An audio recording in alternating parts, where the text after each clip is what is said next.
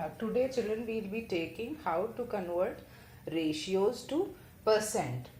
In the last class only I told you that if you do not remember how to convert them directly, you can first convert ratio to fraction and then fraction to percentage, and fraction to percentage everybody knows what we do, we multiply by 100. So let us take an example. Example number 1, 3:1. Now 3:1 can be written as 3 upon 1. You have studied this in ratio, and if you have to convert this into percentage, 3 upon 1 into 100, that is 300%. Okay.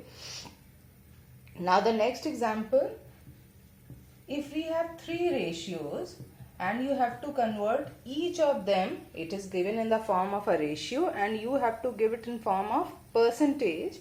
So how do we convert? We convert, this will be, first of all we find the total of it.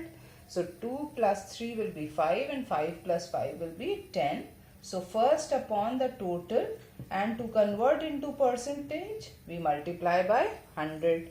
Similarly, second upon the total multiplied by 100. Similarly, third upon the total multiplied by 100.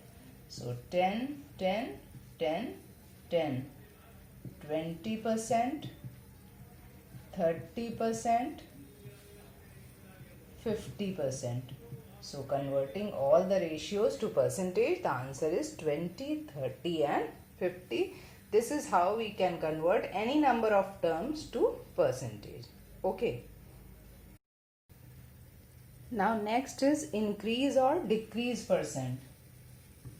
Increase percent or decrease percent, that is a cost of any article is there. It has either increased than before or it has decreased than before. How do we find its increase or decrease percent? There is a formula.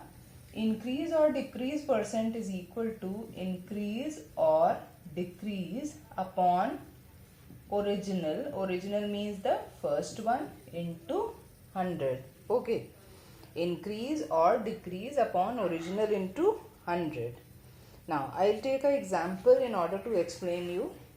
The population of a city decreased from 25,000 to 24,500. That is, originally it was 25,000 and it decreased to 24,500. Now here it is decreasing. So you will find out decrease percent. Find the percentage decrease. So first of all you will find out decrease. Decrease is equal to 25,000 minus 24,500. That is 500. Now decrease percent is equal to decrease upon original into 100. Now decrease is how much? 500. Original is always the first one from which the change has taken place. So 25,000 into 100. Cancel the zeros. And 25 2s are 50. So there is a 2% decrease in the population. This is how we find out the increase or decrease. This may be the change in the price of a sweater. This may be change in the price of a petrol. There may be a change in the marks of a child. So any kind of questions can be there of increase or decrease. If it is increase, then we write here increase, and if it is decrease, we write in the numerator decrease. Okay. Now one more example to find out the percentage of different quantities in a total quantity. Okay. So let us take chalk contains calcium, carbon and oxygen. You have example.